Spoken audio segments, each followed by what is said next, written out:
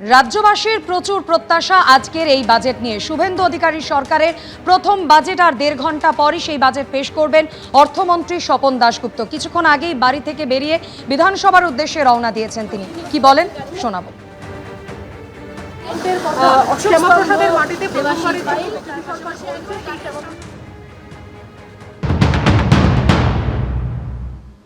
এখন এইটাই দেখালাম, এর ভেতরে কি আছে এটা পরে। একটা কথা হচ্ছে যে সাধারণ মানুষ ভালো বাজেট বলতে বোঝেন জনমোহিনী এবং কল্পতরু। সেটা তোমার ইন্টারপ্রিটেশন। এখন সেটা কি লোকে কি বুঝবে, কিরকম ভাবে তাদের রায় কি হবে সেটা পরেই বুঝবো। পরিবেশ বান্ধব জিনিস তৈরি করে, যে পাট দিয়ে জুটের তৈরি, এটাও কি একটা নতুন বার্তা নাকি? সবটাই নতুন বার্তা, অনেকটাই নতুন বার্তা। কিছুটা দেখো, সব জিনিস তো আর নতুন হয় না, কিন্তু কিছুটা পুরনো আছে। এটা আফটার অল আমাদের সংসদীয় গণতন্ত্র 70 বছরের পুরনো, তো এটার মধ্যে অনেকটাই কন্টিনিউটিও আছে, অনেকটা বদলাও আছে। দুটোই মিশিয়ে আমরা সামনের দিনে চলবো। রাজনৈতিক মহলের ধারণা, এবারের বাজেটে সবচেয়ে বড় চমক থাকতে পারে নতুন শিল্পের ঘোষণা। সিঙ্গুরের টাটা বা তাদের মতো বড় কোনো সংস্থা শিল্প করতে আগ্রহী, এমন ঘোষণাও বাজেটে থাকতে পারে বলে সরকারি সূত্রে খবর।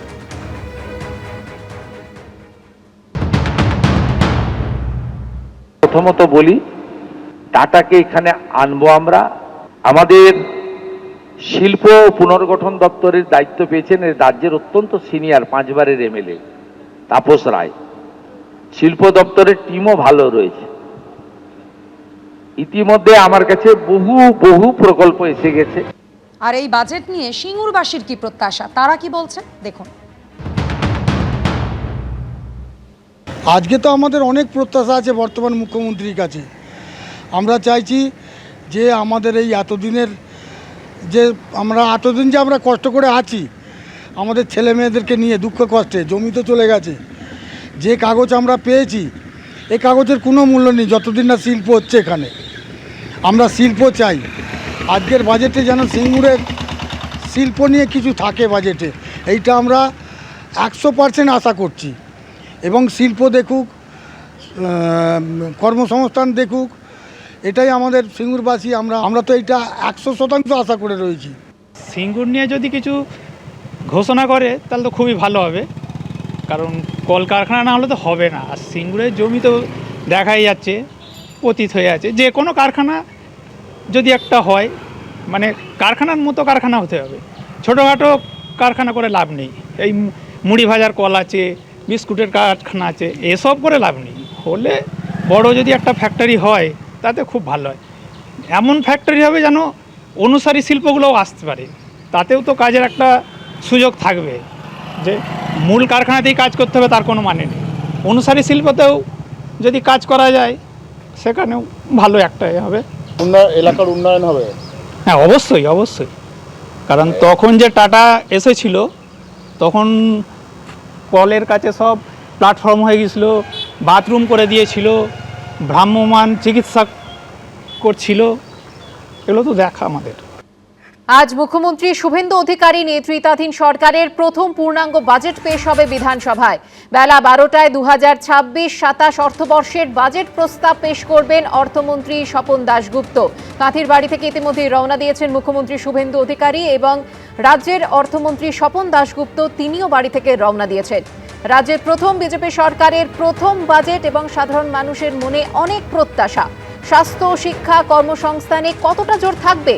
শিল্পায়নে কি কোনো বড় চমক থাকতে চলেছে? সামাজিক সুরক্ষা, কৃষি ও পরিকাঠামো উন্নয়নে কতটা বাড়বে বরাদ্দ? মানুষের মনে এখন ঘোরাফেরা করছে এই প্রশ্নগুলি।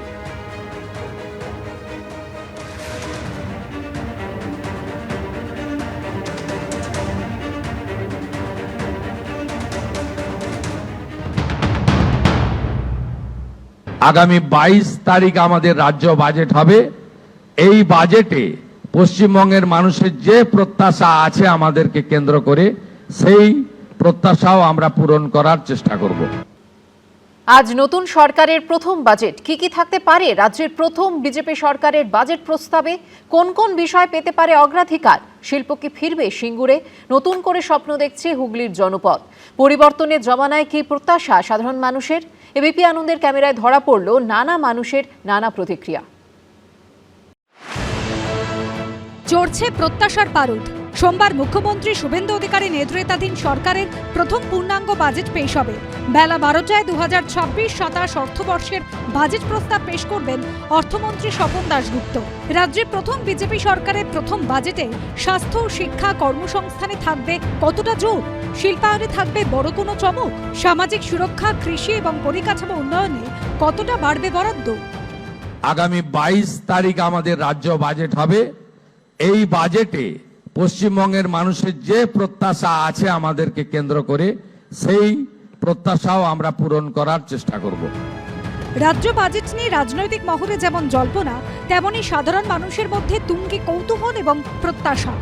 স্বাস্থ্য কেন্দ্রগুলি আছে, সেখানে গ্রামীণ মানুষ যাতে যথাযথভাবে পরিষেবা পায়, তার উন্নতিকল্পে নতুন সরকারের কাছে আমাদের আবেদন বা আমার আবেদন যে এই স্বাস্থ্য পরিষেবার উন্নয়ন কল্পে সরকার যথাযথভাবে ব্যয় বরাদ্দ করুক। আমাদের বিপুল প্রত্যাশা, যে সমস্ত সমস্যাগুলি তৈরি হচ্ছে স্বাস্থ্যগত, সেই সমস্ত সমস্যাগুলি যদি গ্রামীণ হাসপাতালের স্তরে এবং জেলা স্তরে তার সুরাহা হয়, তার চিকিৎসা হয়, সেটার জন্য আমরা ভীষণ রকমভাবে আশাবাদী।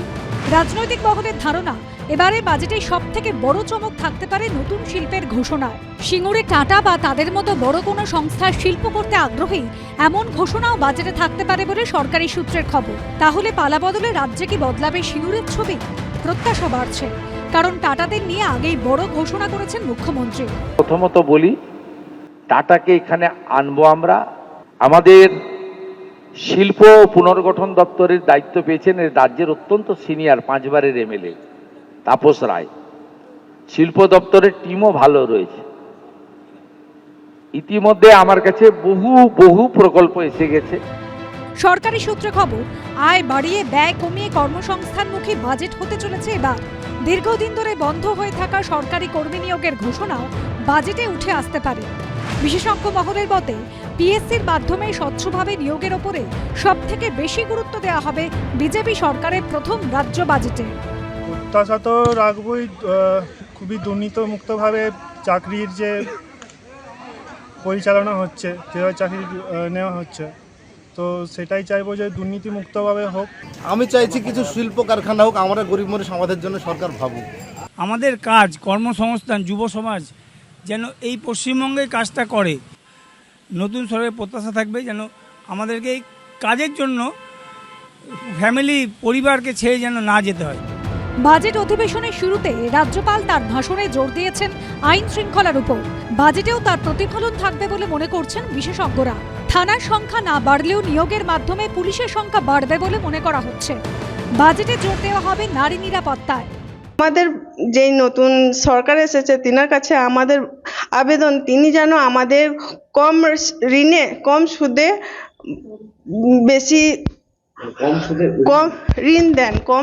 ঋণ দেন।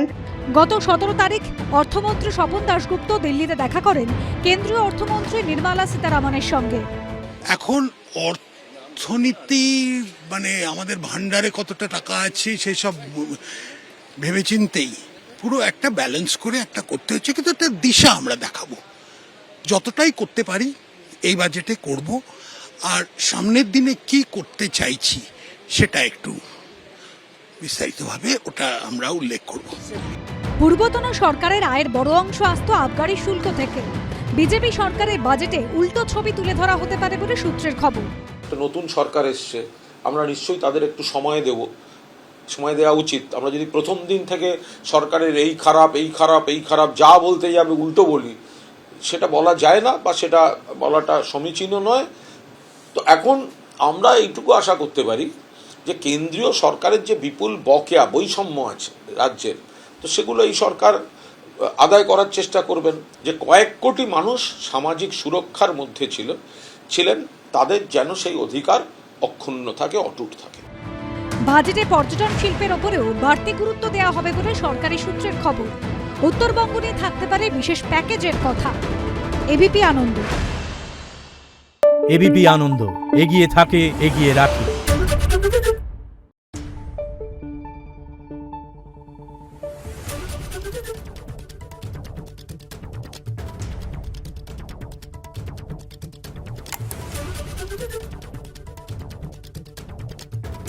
Thank you.